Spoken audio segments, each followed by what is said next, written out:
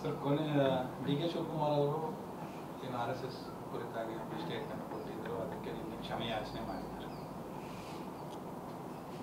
D K Shivakumar ಅವರು RSSದ ಗೀತೆಯ ಕೆಲವು ಭಾಗವನ್ನು ವಿಧಾನಸಭೆಯಲ್ಲಿ ಉಚ್ಚರಿಸಿದರು ಅನ್ನುವಂಥ ಕಾರಣಕ್ಕೆ ಒಂದು ವಿವಾದ ಸೃಷ್ಟಿಯಾಯಿತು. ಆ ವಿವಾದಕ್ಕೆ ಮಾನ್ಯ ಡಿ ಕೆ ಶಿವಕುಮಾರ್ ಅವರು ಈಗಾಗಲೇ ಉತ್ತರಿಸಿ ಕ್ಷಮೆಯಾಚಿಸಿದ್ದಾರೆ. ಆ ಕ್ಷಮೆಯಾಚನೆಯಿಂದ ಆ ವಿಷಯ ಕ್ಲೋಸ್ ಆಯಿತು. ಕ್ಲೋಸ್ ಆಗಿದ್ದ ವಿಷಯ ಅದನ್ನು ನಾನು ರಿಓಪನ್ ಮಾಡೋಕ್ಕೂ ಹೋಗೋದಿಲ್ಲ, ಅದು ಅಲ್ಲಿಗೆ ಮುಗೀತು ಅಂಥೇಳಿ ನಮ್ಮ AICC ಅಧ್ಯಕ್ಷರೇ ಹೇಳಿರುವಾಗ, ನಮ್ಮ AICC ಅಧ್ಯಕ್ಷರಾದ ಖರ್ಗೆ ಅವರೇ ಅದನ್ನ ಹೇಳಿರುವಾಗ ಆ ವಿಷಯ ಅಲ್ಲಿಗೆ ಮುಗೀತು. ಮತ್ತು ಯಾರೂ ಚರ್ಚೆ ಮಾಡೋದಕ್ಕೆ ಅಗತ್ಯ ಇಲ್ಲ, ಅಲ್ಲಿಗೆ ಅದು ಮುಗಿದಂಥ ಅಧ್ಯಾಯ. ಸರ್, ಇದಿಷ್ಟಕ್ಕೆ ಮುಗಿಯುತ್ತೆ ಅನ್ನೋದು ಕಾಂಗ್ರೆಸ್ ಹೇಳ್ತಿದೆ. ಆದರೆ ಅದೇ ರೀತಿಯ ಒಂದು ತಪ್ಪನ್ನ ಕ್ಷಮೆ ಕೋರಿದ್ರೆ ರಾಜಣ್ಣ ಅವರು ಸಂಪುಟದಲ್ಲಿ ಉಳಿಸ್ಕೋಬೋದಾಗಿತ್ತು. ಒಬ್ಬ ದಲಿತರನ್ನ ಹೊರಗಡೆ ಹಾಕಿದಾಗ ಈ ಕ್ಷಮೆಗಳು ಬರಲಿಲ್ಲ ಕಾಂಗ್ರೆಸ್ ಕಡೆಯಿಂದ.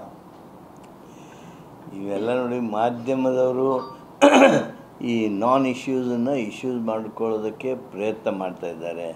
BJPಯವರ ಕೈಗೊಂಬೆಯಾಗಿ ಇವತ್ತು ಪ್ರಯತ್ನ ಮಾಡ್ತಾಯಿದ್ದಾರೆ. ಅದು ಸರಿಯಲ್ಲ. ಈ ವಿಷಯನೇ ಸರಿಯಲ್ಲ.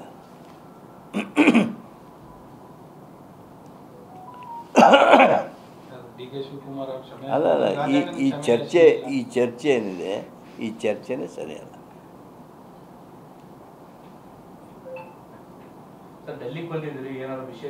ಡೆಲ್ಲಿಗೆ ನಾನು ಬಂದಿದ್ದು ಇವತ್ತು ನ್ಯಾಷನಲ್ ಕೋಆಪ್ಟಿವ್ ಯೂನಿಯನ್ ಆಫ್ ಇಂಡಿಯಾದ ಸಭೆ ಇತ್ತು. ಆ ಮಹತ್ವದ ಸಭೆಯೊಳಗೆ ಪಾಲ್ಗೊಳ್ಳೋದಕ್ಕೆ ಬಂದಿದ್ದೆ. ನಾನು ಪಾಲ್ಗೊಂಡಿದ್ದೀನಿ. ನಾಳೆ ಪಾಟ್ನಾಕ್ಕೆ ಹೋಗಬೇಕು ಅಂಥೇಳಿ ಕಾರ್ಯಕ್ರಮ ರೂಪಿಸಿದ್ದೇನೆ. ಅದು ಇನ್ನೂ ಅಂತಿಮ ನಾಳೆ ಆಗೋಗೋದು ವಿಚಾರ ಮಾಡ್ತಾಯಿದ್ದೀನಿ. 29ಕ್ಕೆ ಕೆಲವು ನಮ್ಮ ಟೂರಿಸಮ್ ಅಧಿಕಾರಿಗಳನ್ನು ಭೇಟಿಯಾಗೋದಕ್ಕೆ ಕಾರ್ಯಕ್ರಮವನ್ನು ರೂಪು ಮಾಡಿಕೊಂಡಿದ್ದೀನಿ. ಅದಕ್ಕಾಗಿ ದೆಹಲಿಗೆ ಬಂದೇನೆ. ಸರ್, ಈಗ ಧರ್ಮಸ್ಥಳ ವಿಚಾರದಲ್ಲಿ BJP ಯಾತ್ರೆನ ಹಮ್ಮಿಕೊಂಡಿದೆ. ನೋಡಿ, ಧರ್ಮಸ್ಥಳ ವಿಚಾರದಲ್ಲಿ ನಾವೆಲ್ಲ ಧರ್ಮಸ್ಥಳದ ಭಕ್ತರು. ನಾವು ಮಂಜುನಾಥನ ಭಕ್ತರು. ಏನು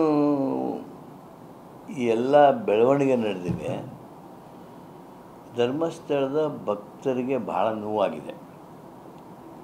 ಸತ್ಯ ಎಲ್ಲ ಹೊರಗೆ ಬಂತು ಅನ್ನೋದಕ್ಕೆ ಜನ ಸಂತೋಷಪಟ್ಟಿದ್ದಾರೆ. ಆ ಕಾರಣ ಇಲ್ಲಿಗಿದು ಮುಗಿಬೇಕು. ಇದನ್ನು ರಾಜಕಾರಣ ಮಾಡೋದಕ್ಕೆ ಯಾರಾದರೂ ಉಪಯೋಗಿಸ್ಕೊಂಡ್ರೆ ಅದು ಅವರು ಮಾಡುವ ಪಾಪ ಆದೀತು ಅನ್ನುವಂಥ ಎಚ್ಚರಿಕೆ ಯಾರು ರಾಜಕಾರಣಕ್ಕೆ ಅದನ್ನು ಬಯಸುವಕ್ಕೆ ಪ್ರಯತ್ನ ಮಾಡ್ತಾರೆ ಅವ್ರಿಗೆ ಆ ಎಚ್ಚರಿಕೆ ಇರಬೇಕು ಅಂಥೇಳಿ ನಾನು ಬಯಸ್ತೇನೆ.